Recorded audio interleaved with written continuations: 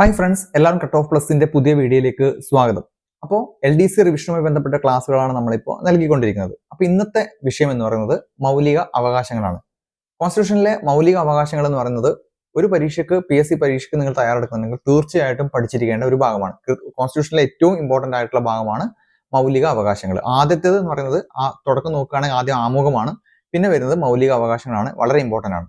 അപ്പൊ ഇന്നത്തെ ക്ലാസ്സിൽ ഒരു റിവിഷൻ ക്ലാസ് ആണ്. ഞാൻ ഇതിലൂടെ നമ്മുടെ മൗലിക അവകാശങ്ങളുടെ പോയിന്റുകളെല്ലാം തന്നെ പറഞ്ഞു പോകും. നിങ്ങൾ അത് നോട്ട് ചെയ്യുകയോ അല്ലെങ്കിൽ റിവിഷൻ ക്ലാസ് ആയിട്ട് കേൾക്കുകയോ ചെയ്യുക. സ്ലൈഡുകൾ ഞാൻ പ്രിപ്പയർ ചെയ്തിട്ടില്ല, പക്ഷേ ഞാൻ ഇവിടെ റെഡിയാക്കി വെച്ചിട്ടുണ്ട്. അപ്പൊ ഞാനത് നോക്കിയിട്ട് കൃത്യമായിട്ട് അനലൈസ് ചെയ്ത് തരാം. നിങ്ങളത് പഠിച്ചു പോവുക. നമുക്ക് ക്ലാസ്സിലേക്ക് പോകാം. ക്ലാസ് തുടങ്ങുന്നതിന് മുമ്പായിട്ട് ഞാൻ ആദ്യം ഒരു കഥ പറഞ്ഞുകൊണ്ട് തുടങ്ങാം. നമ്മളെല്ലാം എന്താണ്, ഒരു IPL ഫാനാണ്. നമ്മളെല്ലാം IPL ഫാൻ. 2008 മുതൽ IPL നമ്മൾ കാണുകയും 2024 ഈ കഴിഞ്ഞ ദിവസം കൊൽക്കത്ത നൈറ്റ് റൈഡേഴ്സ് കപ്പ് എടുത്തത് വരെ നമ്മൾ കണ്ടതാണ്. പക്ഷെ ഞാനൊരു രാജസ്ഥാൻ ഫാനാണ്. അന്ന് മുതലേ അല്ല, സഞ്ജു ക്യാപ്റ്റൻ ആയത് മുതൽ തന്നെ ഒരു രാജസ്ഥാൻ ഫാനാണ്. നിങ്ങളിൽ പലരും ആയിരിക്കും.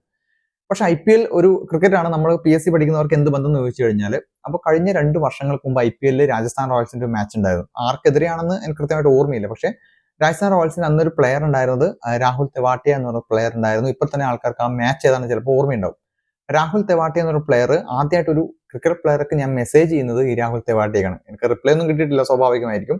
പക്ഷെ എന്തുകൊണ്ടാണ് ഞാൻ റിപ്ലൈ ചെയ്യുന്നത് വെച്ചാൽ, ഒരു രാജസ്ഥാൻ ഫാനായ ഞാൻ പോലും ആ ഒരു കളി പൂർണ്ണമായിട്ടും കണ്ടിട്ടില്ല. ബിക്കോസ് ഏകദേശം 2 ഓവറിൽ 40-45 റൺസോ മുകളിൽ വേണ്ടിയിരുന്ന ഒരു മത്സരം, അതുവരെ ആ നിമിഷം ക്രീസിൽ നിൽക്കുന്നത് വരെ തന്നെ രാഹുൽ തെവാട്ടിയക്ക് ബാറ്റിൽ പന്ത് കൊള്ളിക്കാനാവുന്നുണ്ടായിരുന്നില്ല. അതാണ് ഏറ്റവും വലിയ പ്രശ്നം.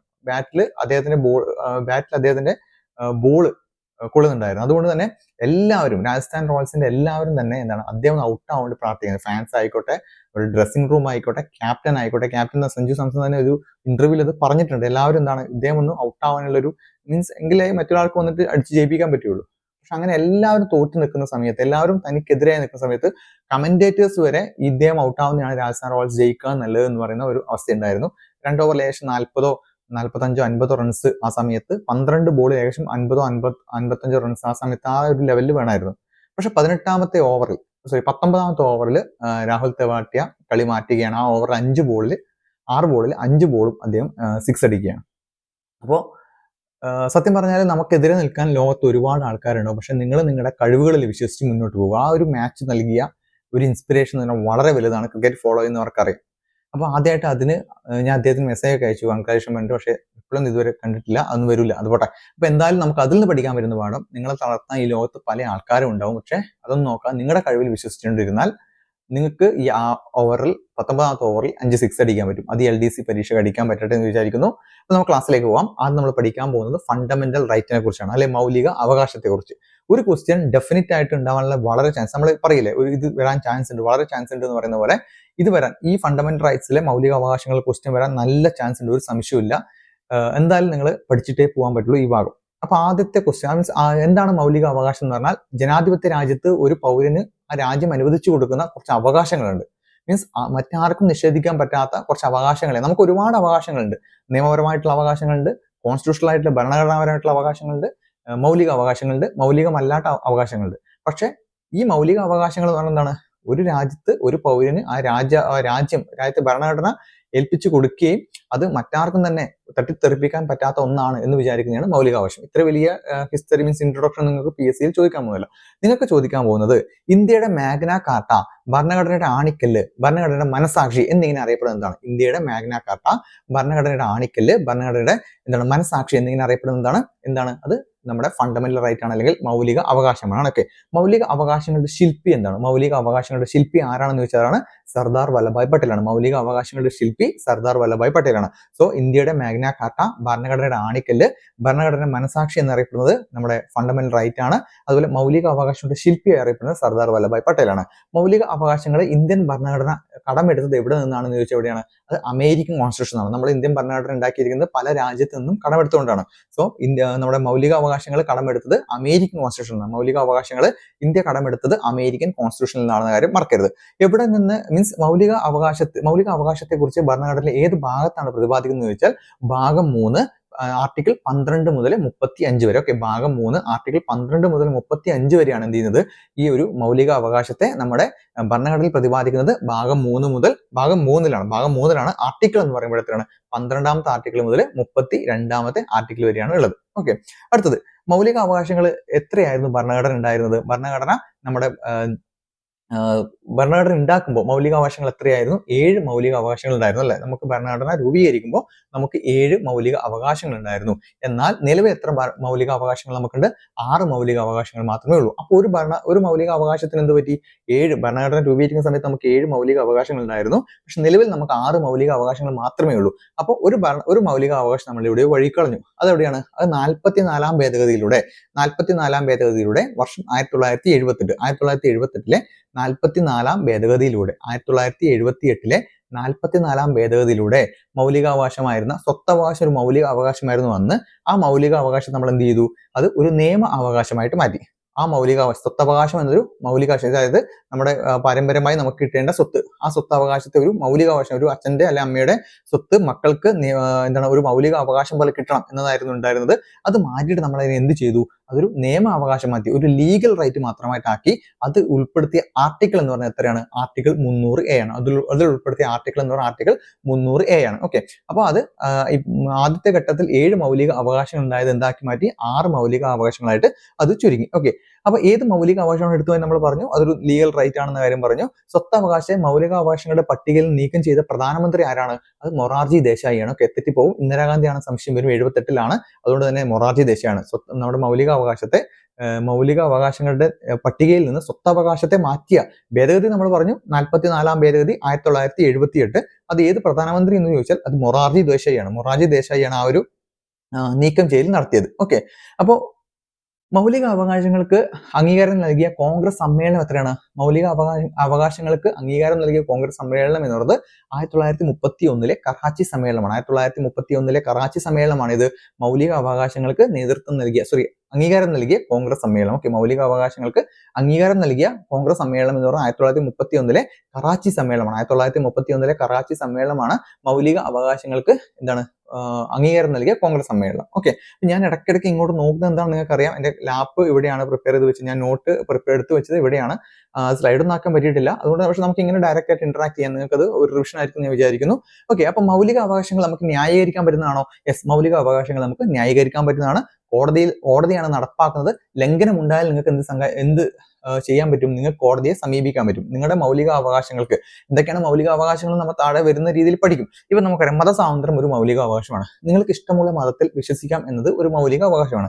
പക്ഷെ അതിന് നിങ്ങൾ ഒരാൾ സമ്മതിക്കുന്നില്ല. ഒരാൾ നിങ്ങളെ വേറൊരു മതത്തിലേക്ക് വരാൻ വേണ്ടി, അല്ലെങ്കിൽ വേറൊരു മതത്തിലേക്ക് വരുന്നതിന്, അല്ല ആ ഒരു മതത്തിലേക്ക് നിങ്ങൾ വിശ്വസിക്കുന്നതിനെ നിങ്ങൾ ശക്തമായി എതിർക്കുകയും നിങ്ങൾക്ക് ബുദ്ധിമുട്ടുണ്ടാക്കുകയും ചെയ്യുകയാണെങ്കിൽ, അല്ലെങ്കിൽ അമ്പലത്തിൽ കയറുന്നത് അല്ലെങ്കിൽ പള്ളിയിൽ കയറുന്നതൊക്കെ നിങ്ങൾക്ക് വിലക്കുകയാണെങ്കിൽ നിങ്ങളുടെ മൗലിക അവകാശത്തെ ചോദ്യം ചെയ്യലാണ്. അതിനുവേണ്ടി നിങ്ങൾക്ക് എന്ത് ചെയ്യാം? അത് ശരിയായി കിട്ടുന്നതിന് വേണ്ടി നിങ്ങൾക്ക് കോടതിയെ സമീപിക്കാം. സോ മൗലിക അവകാശം നിങ്ങൾക്ക് ചോദ്യം ചെയ്യാൻ പറ്റും. എന്നാൽ നമ്മുടെ ഭരണഘടനയിൽ തന്നെ ചില കാര്യങ്ങൾ, നമ്മുടെ ഇപ്പം മാർഗനിർദ്ദേശ തത്വങ്ങൾ എന്താണ്? നമ്മുടെ രാജ്യം നല്ലതായിരിക്കണം അല്ലെങ്കിൽ ക്ഷേമരാഷ്ട്രമാവണം എന്ന് പറഞ്ഞുകൊണ്ട് പണ്ടത്തെ നമ്മുടെ ലീഡേഴ്സ് നമ്മുടെ രാജ്യത്തിന് വേണ്ടി നൽകിയിട്ടുള്ള കുറച്ച് നിർദ്ദേശങ്ങളാണ് ഈ മാർഗനിർദ്ദേശ തത്വങ്ങളിലുള്ളത്. അപ്പൊ ഈ മാർഗനിർദ്ദേശ തത്വങ്ങളിൽ ഇപ്പൊ ഏതെങ്കിലും ഒക്കെ ഇപ്പം തുല്യവേതനം, നമ്മുടെ സ്ത്രീക്കും പുരുഷനും 40D വരുന്ന തുല്യവേതനം, ആർട്ടിക്കിൾ 40D വരുന്ന തുല്യവേതനം. ഈ തുല്യവേതനം എന്ന് പറയുമ്പോൾ ഇപ്പൊ സ്ത്രീക്കും പുരുഷനും എല്ലാ മേഖലയും കൃത്യമായിട്ട് തുല്യവേതനങ്ങൾ ലഭിക്കുന്നില്ല. പക്ഷെ ഏതെങ്കിലും ഒരു സ്ത്രീ തുല്യവേതനം വേണം എന്ന് പറഞ്ഞ കോടതിയെ സമീപിക്കാൻ പറ്റുമോ?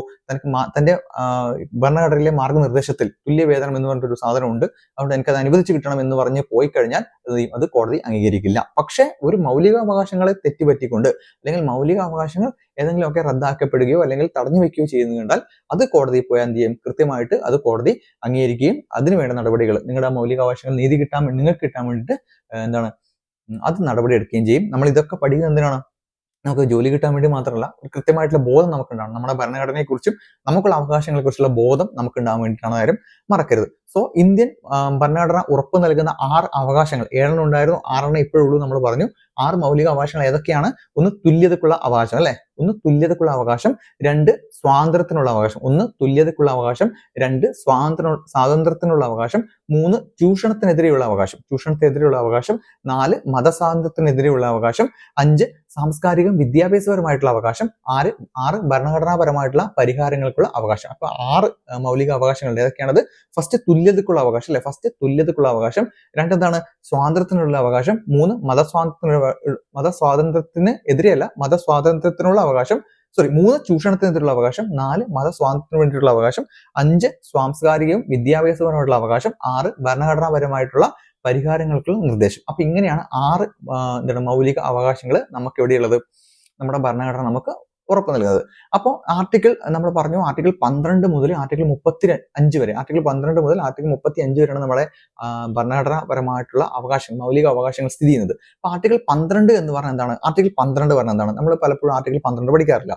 ആർട്ടിക്കിൾ 12 എന്ന് പറയുന്നത് സ്റ്റേറ്റ് എന്താണ് എന്ന് നിർവചിക്കുന്നതിനാണ് എന്ത്? ആർട്ടിക്കിൾ 12 എന്ന് പറയുന്നത്. അപ്പൊ ഏതോ ഒരു കഴിഞ്ഞ ഒരു നിയമസഭയിൽ നമ്മുടെ പ്രതിപക്ഷ നേതാവായിട്ടുള്ള വി ഡി സതീശൻ സാറ് നമ്മുടെ ഇങ്ങനെ ആർട്ടിക്കിൾ 12 കോട്ട് ചെയ്തിട്ട് ഒരു പ്രസംഗം നടത്തുന്നുണ്ടായിരുന്നു. എന്താണ് ആർട്ടിക്കിൾ 12 എന്ന് പറഞ്ഞിട്ട് അവിടെ സ്റ്റേറ്റ് എന്താണ് എന്ന് നിർവചിക്കുന്നുണ്ടായിരുന്നു. അപ്പൊ ആർട്ടിക്കിൾ 12 എന്തായിരുന്നു? സ്റ്റേറ്റിനെ നിർവചിക്കുന്നതാണ് ഇത് ആർട്ടിക്കിൾ 12 എന്ന് പറയുന്നത്. ഓക്കെ, ആർട്ടിക്കിൾ 12 എന്ന് പറയുന്നത് സ്റ്റേറ്റിനെ നിർവചിക്കുന്നു. Okay, union government.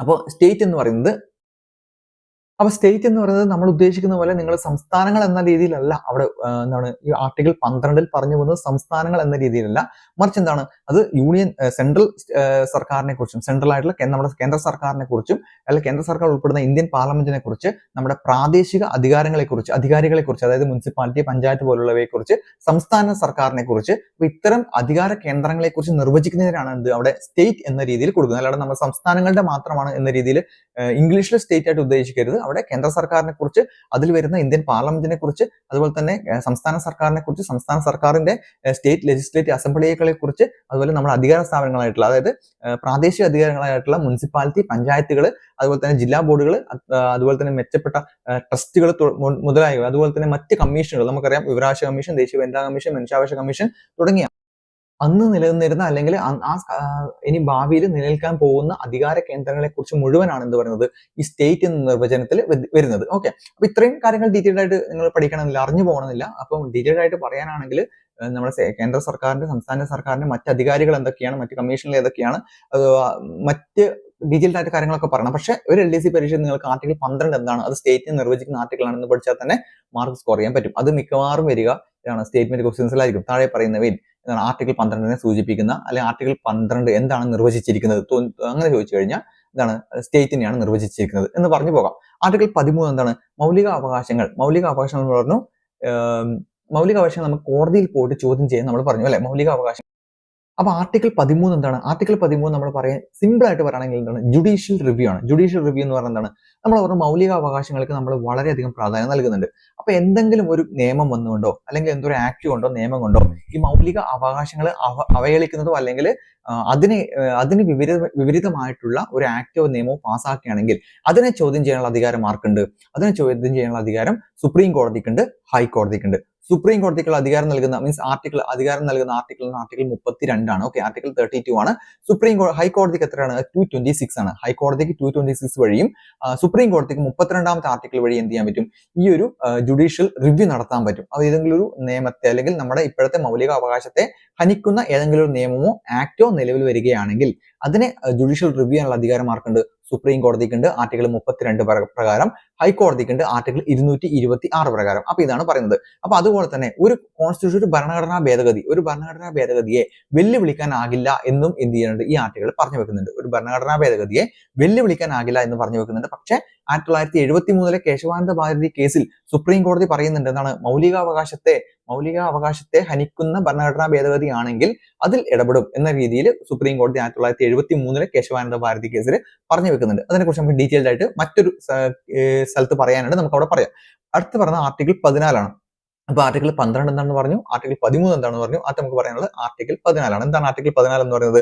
നിയമത്തിന്റെ ദൃഷ്ടിയിൽ എന്താണ് നമ്മുടെ ഇക്വാലിറ്റി അല്ലെങ്കിൽ സമത്വം എന്നതിന് പറയുന്നതാണ് ഇത്. സമത്വത്തിനുള്ള അവകാശമാണ് ആർട്ടിക്കിൾ 14 മുതൽ 18 വരെ നമുക്ക് പറയുന്നത്. ആർട്ടിക്കിൾ 14 മുതൽ 18 വരെ പറയുന്നത് സമത്വത്തിനുള്ള അവകാശമാണ്. ഞാൻ ഇത്ര സ്പീഡിൽ ഇത് പറഞ്ഞു പോകുന്നത് എന്തുകൊണ്ടാണെന്ന് വെച്ചാൽ നിങ്ങൾ ഈ വിഷയം ഓൾറെഡി പഠിച്ചു കഴിഞ്ഞവരാണ് എന്ന് എനിക്കറിയാം. അതുകൊണ്ടാണ് ഞാൻ ഇവിടെ തമ്മിൽ റിവിഷൻ എന്നിട്ടപ്പോൾ നിങ്ങൾ എന്റെ വീഡിയോ കാണാൻ വരുന്നത്. അതുകൊണ്ട് ആർട്ടിക്കിൾ ഞാൻ സ്പീഡ് പറഞ്ഞു പോവാണ്. ഇനി അഥവാ ഈ കേസ് പഠിക്കാത്തവരാണെങ്കിൽ എന്ത് ചെയ്യുക, ഡീറ്റെയിൽഡ് ആയിട്ടുള്ള ക്ലാസ്സുകൾ പിന്നെ റാങ്ക് ഫയലിൽ നിന്നോ അല്ലെങ്കിൽ യൂട്യൂബിന്റെ മറ്റ് ചാനലിൽ നിന്നോ നിങ്ങൾ പഠിക്കണം. ഇത് റിവിഷൻ ക്ലാസ് ആണെന്ന് കാര്യം മറക്കരുത്. ഓക്കെ, അപ്പൊ ആർട്ടിക്കിൾ 14 എന്ന് പറയുന്നത് സമത്വത്തിനുള്ള അവകാശമാണ്, റൈറ്റ് ടു ഈക്വാലിറ്റി ആണ്, റൈറ്റ് ടു ഈക്വാലിറ്റി. ഓക്കെ, അപ്പൊ 14 എന്ന് പറയുമ്പോൾ എന്താണ്, ആർട്ടിക്കിൾ 14 സമത്വമാണ്, ഓക്കെ, ഈക്വാലിറ്റി ആണ് എന്ന രീതിയിൽ പറയുന്നത്. റൈറ്റ് ടു ഈക്വാലിറ്റി, എല്ലാ പൗരന്മാരും നമ്മുടെ സമൂഹത്തിൽ തുല്യരാണ് എന്ന് പ്രഖ്യാപിക്കുന്നതാണ് ആർട്ടിക്കിൾ 14. ആർട്ടിക്കിൾ 14 എന്ന് പറയുന്നു, ആർട്ടിക്കിൾ 14 എല്ലാ പൗരന്മാരും സമൂഹത്തിൽ തുല്യരാണ് എന്ന് പ്രഖ്യാപിക്കുന്ന ആർട്ടിക്കിളാണിത്, ആർട്ടിക്കിൾ 14 എന്ന് പറയുന്നത്. ഓക്കെ, നിയമത്തിന് മുന്നിൽ തുല്യരാണ്, യാതൊരു വിധത്തിലുള്ള എന്താണ് വേർതിരിവും ഇല്ല എന്നതിന് പറയുന്നതാണ് ആർട്ടിക്കിൾ 14. ആർട്ടിക്കിൾ 15 എന്ന് പറയുന്നത് എന്താണ് ആർട്ടിക്കിൾ 15? ഒരു തരത്തിലുള്ള വിവേചനം അനുവദിക്കുകയില്ല എന്ന് പറയുന്നതാണ് ഇത് ആർട്ടിക്കിൾ 15. അല്ലെങ്കിൽ വിവേചനം പാടില്ല ഒരു തരത്തിലുള്ള, അത് മതത്തിന്റെ പേരിലാണെങ്കിലോ അല്ലെങ്കിൽ എന്താണ് ജെൻഡറിന്റെ പേരിലാണെങ്കിലോ അല്ലെങ്കിൽ നിറത്തിന്റെ പേരിലാണെങ്കിലോ അല്ലെങ്കിൽ ഭാഷയുടെ പേരിലാണെങ്കിലോ എന്തിന്റെ പേരിലാണെങ്കിലും ഇന്ത്യൻസ് എന്ന് പറഞ്ഞാൽ ഇന്ത്യൻസ് ആണ്. അവിടെ സൗത്ത് ഇന്ത്യൻ, നോർത്ത് ഇന്ത്യൻ എന്നൊരു ഡിസ്ക്രിമിനേഷൻ പോലും തെറ്റാണ്. ഇപ്പോഴും അത് പല ഡിബേറ്റ് നടക്കുന്നുണ്ട്. നോർത്ത് ഇന്ത്യൻ എന്നും സൗത്ത് ഇന്ത്യൻ എന്നൊക്കെ വിളിക്കുമ്പോൾ പല ഡിബേറ്റ് നടക്കുന്നുണ്ട്. അപ്പൊ യാതൊരു വിധത്തിലും ഡിസ്ക്രിമിനേഷൻ പാടില്ല എന്ന് പറയുന്ന ആർട്ടിക്കിളാണ് ആർട്ടിക്കിൾ 15. ആർട്ടിക്കിൾ 16 എന്താണ്? ആർട്ടിക്കിൾ 16 അവസര സമത്വമാണ്. അതായത് ഒരു ജോലിയിലേക്ക് ഇവിടെ പറയുന്ന പല കേസുകൾക്കും എക്സെപ്ഷൻസ് ഉണ്ട് എന്ന കാര്യം ഞാൻ പറഞ്ഞുതരാം. ആർട്ടിക്കിൾ 16 എന്ന് പറയുമ്പോൾ അവസര സമത്വമാണ്. എല്ലാവർക്കും അവസരങ്ങൾ തുല്യമായിരിക്കണം. ഒരു ഗവൺമെന്റ് പോസ്റ്റിലേക്ക് എക്സാം നടത്തുകയാണെങ്കിൽ ഇപ്പം ആർക്കെങ്കിലും 1 മണിക്കൂർ മുമ്പേ ക്വസ്റ്റ്യൻ പേപ്പർ നേരത്തെ കൊടുക്കുന്ന പരിപാടിയോ അതൊക്കെ തെറ്റാണ് അല്ലെ. അങ്ങനെയൊന്നും പാടില്ല എന്ന് പറഞ്ഞ ആർട്ടിക്കിളാണ് ആർട്ടിക്കിൾ 16. ആർട്ടിക്കിൾ 16 എന്താണ്? ഒരു തരത്തിലുള്ള വേർതിരിവും പാടില്ല, മീൻസ് ഈ അവസര സമത്വമായിരിക്കണം എന്ന് പറയുന്ന ആർട്ടിക്കിളാണ് ആർട്ടിക്കിൾ 16 എന്ന് പറയുന്നത്. ആർട്ടിക്കിൾ 17 എന്ന് പറഞ്ഞാൽ ആർട്ടിക്കിൾ 17 വളരെ ഇമ്പോർട്ടന്റ് ആണ്. മഹാത്മാഗാന്ധി കി ജയ് എന്ന് വിളിച്ചുകൊണ്ട് പാസ്സാക്കിയ ആർട്ടിക്കിളാണിത്, ആർട്ടിക്കിൾ 17 എന്ന് പറയുന്നത്. മഹാത്മാഗാന്ധി കി ജയ് എന്ന് വിളിച്ചുകൊണ്ട് പാസ്സാക്കിയ ആർട്ടിക്കിളാണ് article 17. Abolition of untouchability. Okay, untouchability എന്ന സാധനത്തിനെ ഐത്ത് എന്നൊക്കെ പറയില്ലേ, പണ്ടത്തെ കാലത്ത് ഐത്ത് എന്നൊക്കെ പറഞ്ഞാൽ അതിനെ പൊളിച്ചെഴുതുന്ന ആർട്ടിക്കിളാണ്, അങ്ങനെ ഇല്ലാതാക്കുന്ന ആർട്ടിക്കിളാണ് ഇത്, ആർട്ടിക്കിൾ 17. അപ്പൊ അങ്ങനെയാണ് ക്വസ്റ്റ്യൻസ് വരാറുള്ളത്. ആർട്ടിക്കിൾ 17 എന്താണ്? അൺടച്ചബിലിറ്റി, അബോളിഷൻ ഓഫ് അൺടച്ചബിലിറ്റി എന്ന് പറയുന്ന ആർട്ടിക്കിളാണ് ആർട്ടിക്കിൾ 17. മഹാത്മാഗാന്ധി കി ജയ് എന്ന് വിളിച്ചുകൊണ്ട് പാസ്സാക്കിയിട്ടുള്ള ആർട്ടിക്കിളാണ് ആർട്ടിക്കിൾ 17. PSC 2 ക്വസ്റ്റ്യൻ ചോദിച്ചിട്ടുള്ളതാണ്. അത് ആർട്ടിക്കിൾ 18 എന്താണ്? ആർട്ടിക്കിൾ 18 പ്രിവി പേഴ്സി നിർത്തലാക്കുന്ന ആർട്ടിക്കിളാണ് ആർട്ടിക്കിൾ 18. പ്രിവി പേഴ്സി നിർത്തലാക്കുന്ന ആർട്ടിക്കിളാണ് ആർട്ടിക്കിൾ 18. നമുക്കറിയാം പണ്ടത്തെ കാലത്ത് നമ്മുടെ ഗവൺമെന്റ് തന്നെ, മീൻസ് നമ്മുടെ ഗവൺമെന്റ് ബ്രിട്ടീഷ് ഗവൺമെന്റ് നമ്മുടെ നാട്ടുരാജാക്കന്മാർക്ക് പലർക്കും പല പേരുകൾ നൽകിയിട്ടുണ്ട്. എന്തൊക്കെയാണ് ആ പേരുകളല്ല, പദവികൾ. ഓക്കെ, പദവികൾ നൽകി. എന്തൊക്കെയായിരുന്നു അത്? പദവികൾ എന്ന് പറയുമ്പോൾ ഇപ്പം സർ എന്ന പദവി അല്ലെങ്കിൽ രാജ എന്ന പദവി, അങ്ങനത്തെ പദവികളൊക്കെ നൽകിയിട്ടുണ്ട്. അപ്പൊ അതൊക്കെ തന്നെ ആ പേര് അബോളിഷൻ ഓഫ് ടൈറ്റിൽസ് ആണ് ആർട്ടിക്കിൾ 18. അതെല്ലാം തന്നെ അത് ഒഴിവാക്കണം, അങ്ങനെ ഒന്നും ഇനി പാടില്ല എന്ന രീതിയിൽ ഒഴിവാക്കാണ്. പക്ഷെ ഞാൻ പറഞ്ഞു ഇതിനൊക്കെ എക്സെപ്ഷൻസ് ഉണ്ട്. എന്തൊക്കെയാണ് എക്സെപ്ഷൻസ് പറയുന്നത്? ആർട്ടിക്കിൾ 18 അബോളിഷൻ ഓഫ് ടൈറ്റിൽസ് എന്ന് പറയുമ്പോൾ, അങ്ങനെയാണെങ്കിൽ ഇപ്പോഴത്തെ കാലത്ത് ആർക്കെങ്കിലും ഡോക്ടർ എന്ന് വെക്കാൻ പറ്റുമോ? അതൊരു ടൈറ്റിൽ അല്ലേ. അഡ്വക്കേറ്റ് എന്ന് വെക്കാൻ പറ്റുമോ? അതൊരു ടൈറ്റിൽ അല്ലേ. പക്ഷേ നിങ്ങൾക്ക് സൈനികപരമായിട്ടോ അല്ലെങ്കിൽ വിദ്യാഭ്യാസപരമായിട്ടോ നിങ്ങൾക്ക് അങ്ങനെ ഒരു ടൈറ്റിൽ ലഭിക്കുകയാണെങ്കിൽ നിങ്ങൾക്ക് ഇത് യൂസ് ചെയ്യാം എന്നാണ് പറയുന്നത്. ഓക്കെ, സൈനികപരമായിട്ടോ വിദ്യാഭ്യാസപരമായി ഇപ്പൊ colonel, general, means lieutenant colonel, അല്ലെ മേജർ എന്നൊക്കെ, ക്യാപ്റ്റൻ എന്നൊക്കെ പറയുന്നില്ലേ, ലെഫ്റ്റനന്റ് എന്നൊക്കെ പറയുന്നുണ്ടല്ലോ. അപ്പൊ അങ്ങനത്തെ ടൈറ്റിലുകളോ അല്ലെങ്കിൽ ഡോക്ടർ അല്ലെങ്കിൽ എന്താണ് അഡ്വക്കേറ്റ് തുടങ്ങിയ വിദ്യാഭ്യാസപരമായിട്ട് നിങ്ങൾക്ക് കിട്ടുന്നത്, നിങ്ങളുടെ വിദ്യാഭ്യാസം നിങ്ങൾ ആ ഒരു കോഴ്സ് എടുത്ത് പഠിച്ച് നിങ്ങൾക്ക് കിട്ടുന്നതിനെ കൊണ്ടോ നിങ്ങൾക്ക് കിട്ടുന്ന ആ ഒരു ടൈറ്റിൽ നിങ്ങൾക്ക് ഉപയോഗിക്കാം. അതാണ് ആർട്ടിക്കിൾ 18 എക്സെപ്ഷൻ എന്ന് പറയുന്നത്. എന്നാൽ ആർട്ടിക്കിൾ 16 എക്സെപ്ഷൻ എന്താണ്? ആർട്ടിക്കിൾ 16 എന്താണ് നമ്മൾ പറഞ്ഞത്? ആർട്ടിക്കിൾ 16 പറഞ്ഞത് നമ്മുടെ അവസര സമത്വമാണ് അല്ലെ. അപ്പൊ അങ്ങനെയാണെങ്കിൽ റിസർവേഷൻസ് ഉണ്ടല്ലോ. ഇപ്പോഴത്തെ കാലത്ത് എന്താണ് റിസർവേഷൻസ് ഉണ്ടല്ലോ. കാസ്റ്റ് റിസർവേഷനെ കുറിച്ച് വളരെയധികം ചർച്ച നടക്കുന്ന കാലഘട്ടത്തിലാണ് നമ്മൾ ജീവിക്കുന്നത്. ഏത് ആൾക്കാർക്കാണ്, ഏത് വിഭാഗക്കാർക്കാണ് റിസർവേഷൻ കൊടുക്കേണ്ടത്? ഒരു ഫിനാൻഷ്യൽ റിസർവേഷൻ ആണോ, ഫിനാൻഷ്യൽ സ്റ്റെബിലിറ്റി നോക്കിയുള്ള റിസർവേഷൻ ആണോ, അതോ കാസ്റ്റ് റിസർവേഷൻ തന്നെ തുടരണോ തുടങ്ങിയ കാര്യങ്ങളാണ് ഇപ്പോൾ ചർച്ച നടത്തുന്നത്. അപ്പൊ അങ്ങനെ നോക്കുകയാണെങ്കിൽ എന്താണ് ഇപ്പോഴത്തെ കേസ് റിസർവേഷൻസ് ഉള്ളത്? ഇപ്പൊ സ്ത്രീകൾക്ക് പ്രത്യേകമായിട്ട് റിസർവേഷൻസ് ഉണ്ടല്ലോ. ബസ്സുകളിലെ സീറ്റുകൾ റിസർവേഷൻസ് കാര്യങ്ങളുണ്ട്. അതുപോലെ തന്നെ നമ്മുടെ വിദ്യാഭ്യാസ രംഗത്ത് റിസർവേഷൻസ് ഉണ്ട്. അപ്പൊ അതൊക്കെ എന്താണ് എക്സെപ്ഷൻസ് ഉണ്ട്. ഓക്കെ, അതുപോലെ തന്നെ പറയുകയാണെങ്കിൽ നമ്മൾ ഈ ടൈറ്റിലിന്റെ കാര്യം പറഞ്ഞു, ഈ 2 കേസ് പറഞ്ഞു. സോ ആർട്ടിക്കിൾ 14 മുതൽ 18 വരെ നമ്മൾ കംപ്ലീറ്റ് ചെയ്തു. 14 എന്താണ്? നമ്മുടെ എല്ലാവരും തുല്യരാണ് എന്ന് പറയുന്ന ആർട്ടിക്കിളാണ് ആർട്ടിക്കിൾ 14. ആർട്ടിക്കിൾ 15 എന്താണ്? 15 ഒരു തരത്തിലുള്ള ഡിസ്ക്രിമിനേഷൻ പാടില്ല എന്ന് പറയുന്ന ആർട്ടിക്കിളാണ് ആർട്ടിക്കിൾ 15. ആർട്ടിക്കിൾ 16 എന്താണ്? നമ്മുടെ അവസര സമത്വമാണ്. എല്ലാ മേഖലകളിലും അവസര സമത്വം. ഒരു എക്സാമിന് നിങ്ങൾ അപ്ലൈ ചെയ്യുകയാണെങ്കിൽ ഒരേപോലെ ട്രീറ്റ് ചെയ്യപ്പെടണം എന്ന് പറയുന്ന ആർട്ടിക്കിൾ അവസര സമത്വം എന്ന് പറയുന്നത്. പക്ഷെ അതും എല്ലാ കേസിലും ശരിയാവാറുണ്ടോ? ഇല്ല. ഒരു എക്സാമിൽ ചിലപ്പോൾ ലേഡീസിന് എന്താണ് ഫീസ് ഇല്ലാതെ വിളിക്കാറുണ്ട്, ബോയ്സ് മാത്രം ഫീസ് കൊടുക്കാറുണ്ട്. ചില എക്സാംസ് വിളിക്കും, സെൻട്രൽ ഗവൺമെന്റ് എക്സാംസ് വിളിക്കും, അങ്ങനെയുണ്ട്. ഓക്കെ, അങ്ങനെ ചെയ്യാറുണ്ട്. അപ്പോൾ അത്തരം കേസുകൾ അതൊക്കെ എക്സെപ്ഷൻസ് ഉണ്ട്. ഓക്കെ, അതുപോലെ തന്നെ എല്ലാവരും ഈക്വൽ ആണ് എന്ന് പറയുന്നുണ്ട്. എല്ലാവരും ഈക്വൽ ആണെന്ന് പറഞ്ഞിട്ട് നമ്മുടെ രാജ്യത്തെ പ്രസിഡന്റിനും പ്രധാനമന്ത്രിക്കും ഉള്ള അതേ സെക്യൂരിറ്റി ആണോ നമുക്ക് നൽകുന്നത്? അങ്ങനെ എല്ലാവരും ഈക്വൽ ആണെങ്കിൽ അവർക്ക് കൊടുക്കുന്ന എല്ലാ സുരക്ഷയും നമുക്ക് ഓരോരുത്തർക്കും സർക്കാർ തരേണ്ടതല്ലേ? പക്ഷെ അങ്ങനെ തരുന്നില്ലല്ലോ. നമ്മളെല്ലാം റോഡിലൂടെ അങ്ങോട്ടും ഇങ്ങോട്ടും തരാൻ നടക്കുന്ന ആരും മൈൻഡ് പോലും ചെയ്യുന്നില്ല. പക്ഷെ പ്രസിഡന്റിനോ പ്രൈം മിനിസ്റ്റർക്കോ അങ്ങനെ നടക്കാൻ പറ്റുമോ? ഇല്ല. അവർക്ക് സ്പെഷ്യലായിട്ട് സെക്യൂരിറ്റി ഗവൺമെന്റിന്റെ ചെലവിൽ കൊടുക്കുന്നുണ്ട്. അവർ പ്രൈവറ്റ് ആയിട്ടാണ് ചെയ്യുന്നതെങ്കിൽ ഓക്കെ. പക്ഷെ ഗവൺമെന്റിന്റെ ചെലവിൽ അവർക്ക് സെക്യൂരിറ്റി കൊടുക്കുന്നുണ്ട്. അപ്പൊ അത് ആർട്ടിക്കിൾ 14 എക്സെപ്ഷൻസ് ആണ് പറയുന്നത്. ആർട്ടിക്കിൾ 14 എക്സെപ്ഷൻസ് ആണ് അത്. 15 എക്സെപ്ഷൻസ് നമ്മൾ പറഞ്ഞു, 16 പറഞ്ഞു, അതുപോലെ 18 നമ്മൾ പറഞ്ഞു, 18 പറഞ്ഞു. അപ്പൊ ഇത്രയും എക്സെപ്ഷൻസ് നമ്മുടെ കേസിലുണ്ട്. 17 എന്താണ് നമ്മൾ പറഞ്ഞത്? 17 നമ്മുടെ 16 അവസര സമത്വമാണ്, 17 അൺടച്ചബിലിറ്റി ആണ്, 18 പ്രിവി പേഴ്സ് നിർത്തലാക്കുന്നതാണ് പറയുന്നത്. അപ്പൊ ഇതാണ് ആർട്ടിക്കിൾ 14 മുതൽ 18 വരെ പറയുന്നത്. അപ്പൊ ഏറ്റവും ഇമ്പോർട്ടന്റ് ആയ ആർട്ടിക്കിൾ ആണ് ഈ 14 മുതൽ 18 വരെ പറയുന്നത്. അപ്പോൾ ഇത് നമ്മുടെ മൗലികാവകാശങ്ങളുടെ ഫസ്റ്റ് പാർട്ടാണ്. ഇപ്പൊ തന്നെ സമയം ഏകദേശം 20 മിനിറ്റോളമായി. അപ്പൊ എന്റെ മിക്കവാറും നിങ്ങൾക്ക് ചിലപ്പോൾ ബോറടിച്ച് തുടങ്ങിയിട്ടുണ്ടാവും. അപ്പോൾ ഇത് ഞാൻ പറഞ്ഞില്ല, ഇതൊരു റിവിഷൻ ക്ലാസ് ആണ്. ഫാസ്റ്റ് ആയിട്ട് നിങ്ങൾ കേട്ടുപോകേണ്ട ഒരു റിവിഷൻ ക്ലാസ് ആണ്. അപ്പൊ ഇതിന്റെ രണ്ടാമത്തെ വീഡിയോ വേണോ, അല്ലെങ്കിൽ ഇങ്ങനെ ഒരു ക്ലാസ് കണ്ടിന്യൂ ചെയ്യണോ, നിങ്ങൾ താഴെ കമന്റ് സെക്ഷൻ തീർച്ചയായിട്ടും പറയണം. അത് നോക്കിയിട്ട് മാത്രമേ ഞാൻ ഇത്തരം ഒരു സെഷൻ അടുത്തൊരു പാട്ടോട് കൂടി 32-ൽ നമ്മൾ 35-ൽ എത്തും. ഇതിപ്പോ നമ്മൾ 18-ൽ എത്തിയല്ലോ, ഇനി 35-ലേക്ക് എത്താൻ അടുത്ത 20 മിനിറ്റും കൂടി ഉണ്ടെങ്കിൽ ഈസി ആയിട്ട് പോകും. അത് നിങ്ങൾക്ക് താല്പര്യം ഉണ്ടെങ്കിൽ നിങ്ങൾ താഴെ കമന്റ് ചെയ്താൽ മതി. അപ്പോൾ ഒരു ക്വസ്റ്റ്യൻ ഞാൻ ചോദിച്ചുകൊണ്ട് ഞാൻ ഇന്നത്തെ ക്ലാസ് വൈൻഡ് അപ്പ് ചെയ്യാം. അപ്പൊ ഇതെങ്ങനെയാണ് ക്ലാസ് ഉണ്ടാക്കിയത് എന്ന രീതിയിൽ എന്താണ് ക്ലാസ് എങ്ങനെയായിരുന്നു എന്ന് നിങ്ങൾ താഴെ ഒന്ന് കമന്റ് ചെയ്യണം. അപ്പൊ 20 മിനിറ്റ് സമയം കൂടുന്നതുകൊണ്ട് മാത്രമാണ് ഞാൻ നിർത്തുന്നത്. ഓക്കെ, അല്ലാണ്ട് എനിക്ക് മടുത്തിട്ടല്ല. ഓക്കെ, അപ്പോൾ നമ്മൾ പറയണം ഏതെങ്കിലും ഒരു ക്വസ്റ്റ്യൻ ഞാൻ നോക്കി നോക്കട്ടെ. ഓക്കെ, നമ്മൾ പറഞ്ഞു നമ്മൾ ആർട്ടിക്കിൾ 17 തൊട്ടുകൂടായ്മ നിയമം തൊട്ടുകൂടായ്മ നിർത്തലാക്കി എന്നാണ് സംഭവം. അയിത്തം നിർത്തലാക്കി, അല്ലെങ്കിൽ അബോളിഷൻ ഓഫ് അൺടച്ചബിലിറ്റി ആണ്. ഓക്കെ, അപ്പൊ ഇന്ത്യൻ പാർലമെന്റ് ഒരു വർഷത്തെ ഏത് വർഷത്തിലാണ് തൊട്ടുകൂടായ്മ നിയമം പാസ്സാക്കിയത്? തൊട്ടുകൂടായ്മക്കെതിരെയുള്ള നിയമം ഇന്ത്യൻ പാർലമെന്റ് പാസ്സാക്കിയിട്ടുള്ള വർഷം. PSC മുൻ വർഷങ്ങളിൽ ചോദിച്ച ക്വസ്റ്റ്യൻ ആണ്. ഇന്ത്യൻ പാർലമെന്റ് തൊട്ടുകൂടായ്മക്കെതിരെയുള്ള നിയമം പാസ്സാക്കിയിട്ടുള്ള വർഷം എത്രയാണെന്ന് താഴെ ഒന്ന് കമന്റ് ചെയ്ത് തന്നാൽ നല്ലതായിരുന്നു. നിങ്ങൾക്ക് അറിയാം, നമുക്ക് നോക്കട്ടെ. ഇല്ലെങ്കിൽ അടുത്ത ക്ലാസ് ഞാൻ എന്ത് ചെയ്യാം, അടുത്ത ക്ലാസ് നിങ്ങൾ വേണമെന്ന് പറഞ്ഞാൽ ഞാനത് തീർച്ചയായിട്ടും ആൻസർ ആ സമയത്ത് പറഞ്ഞുതരാം. ഓക്കെ, അപ്പോൾ നമുക്ക് ഇന്നത്തെ ക്ലാസ് നമുക്ക് ഇവിടെ നിൽക്കാം. ഇത് മൗലിക അവകാശങ്ങളുടെ ഫസ്റ്റ് പാർട്ടാണ്. ഒരു പാർട്ടും കൂടി ഉണ്ടെങ്കിൽ ഈ ടോപ്പിക് തീരും. അപ്പൊ ഞാൻ ആദ്യം പറഞ്ഞ നമ്മുടെ ആരുടെ കഥ, രാഹുൽ തെവാട്ടിയുടെ കഥ ഓർത്ത് നോക്കുക. അല്ലെങ്കിൽ അദ്ദേഹത്തിന്റെ നിങ്ങൾ യൂട്യൂബിൽ തന്നെ സെർച്ച് ചെയ്താൽ മതി. ആ ഒരു വീഡിയോ മിക്കവാറും യൂട്യൂബിൽ കിട്ടാൻ ചാൻസ് ഉണ്ട്. പക്ഷെ ഇപ്പോൾ അവൈലബിൾ ആണെന്ന് എനിക്കറിയില്ല. മുന്നൊക്കെ അവൈലബിൾ ആയിരുന്നു, പിന്നെ അത് കോപ്പിറൈറ്റ് ഇഷ്യൂ ഒക്കെ പോയിട്ടുണ്ടെന്ന് എനിക്ക് തോന്നുന്നു. എന്തായാലും ആ മാച്ച് കാണാൻ പറ്റി, ഒന്ന് വെറുതെ സ്പീഡ് അടിച്ചിരുന്ന് കാണുക. അങ്ങനെ ആ ഒരു 19-ാം ഓവറിൽ ഇറങ്ങി വന്നിട്ട് 5 6 അടിച്ച് അദ്ദേഹത്തിനെ പോലെ നിങ്ങൾക്കും അടിക്കാൻ പറ്റുമെന്ന് ആശംസിക്കുന്നു. നിങ്ങൾ ചാനൽ ആദ്യമായിട്ടാണ് കാണുന്നുണ്ടെങ്കിൽ, എന്തെങ്കിലും ഉപകാരം ഈ ചാനലിലൂടെ കിട്ടുമെന്ന് തോന്നുന്നുണ്ടെങ്കിൽ മാത്രം സബ്സ്ക്രൈബ് ചെയ്യുക. അപ്പം നമ്മൾ ടെലിഗ്രാം ചാനൽ ജോയിൻ ചെയ്യുക. ടെലിഗ്രാമിൽ കട്ട് ഓഫ് പ്ലസ് എന്ന് സെർച്ച് ചെയ്ത് നിങ്ങൾക്ക് ഒരു ചാനൽ കാണാം, അവിടെ കയറി ജോയിൻ ചെയ്തോളാം. ഇവിടെ കിട്ടുന്ന വീഡിയോസ് എല്ലാം നോട്ടിഫിക്കേഷൻ അവിടെ തരാം, മറ്റു നോട്ട്സുകളും കാര്യങ്ങളൊക്കെ അവിടെ തരാം.